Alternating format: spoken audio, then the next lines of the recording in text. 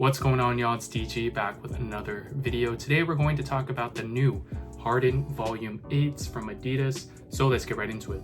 Just as a disclaimer, this video is not sponsored, nor am I endorsing the shoe in any way. You can form your own opinion.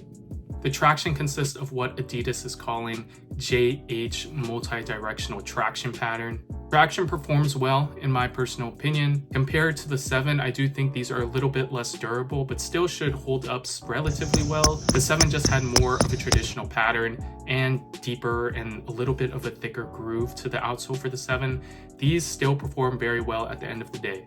You do have to wipe from time to time. It does pick up some dust, but you will feel confident in this shoe in my opinion. Cushion consists of full-length jet boost. This is probably my favorite part about the shoe is the comfort, it's the cushion, it's the court feel, it's the responsiveness. It feels soft, but just responsive. It really does feel a little bit like full-length Zoom. And it was interesting because when I was playing in this shoe, I felt like a lot of cushion in the forefoot and it's covering the entire area, which felt really nice. The implication of this is that it is versatile enough for all positions in my opinion. And because it is full length, the cushion does provide impact protection all throughout the shoe. In terms of the fit, these fit true to size, same thing as the Harden Volume 7. So if you do have the 7s, then go with that size that you got in that shoe.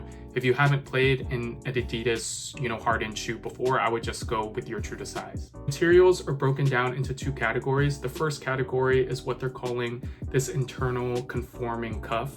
Basically a one booty, one construction upper that feels like a sock. It's very similar to the Harden Volume 7 right here. It's most notably seen in the ankle portion right there.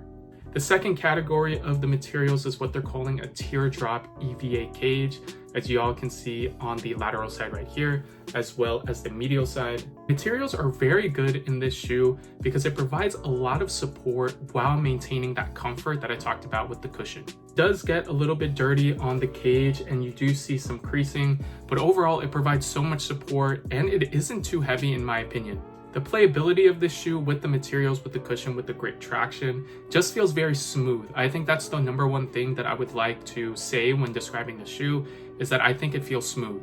In comparison to the 7, these feel a little bit more smooth in my opinion, just by a little bit. I know that the Harden Volume 7 is elite, but that shoe did objectively have, more plastic than this shoe.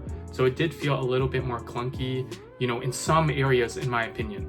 These, as a whole just feel a little bit more conforming. It feels a lot softer around the shoe as a whole. And like I was touching upon, the support is crazy in this shoe. Very wide base, very low to the ground as well. So the cushion is like right underneath you. You can feel it. You can feel the full length jet boost, but it is very low to the ground. So it is nice for guards and even big men as well. In terms of design, they're definitely an eye turner, but Adidas is really going for this futuristic look.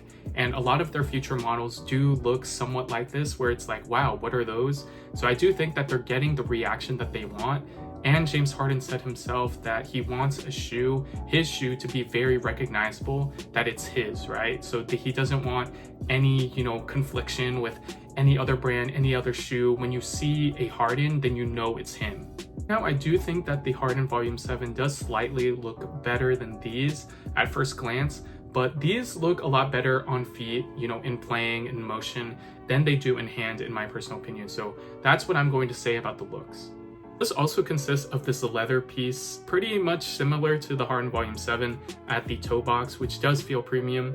To sum it all up, the downsides of this shoe is that it does have a little bit of weight to it, but it does feel smooth. It's not the lightest shoe in the world. Depending on how you look at it, another downside is the aesthetics. They're not for everybody, and I can see a lot of people just writing off this shoe simply because of the looks. Positives about this shoe is definitely the traction, it's definitely the cushion, and as well as the materials and how they just feel on your foot. Let me know what you guys think of the Harden Volume 8 in the comment section below. I do appreciate the designs. I do appreciate the overall performance of this shoe. Make sure to like, comment, and subscribe. Follow me on all socials at DGHoops, and we'll catch you guys in the next one. Peace.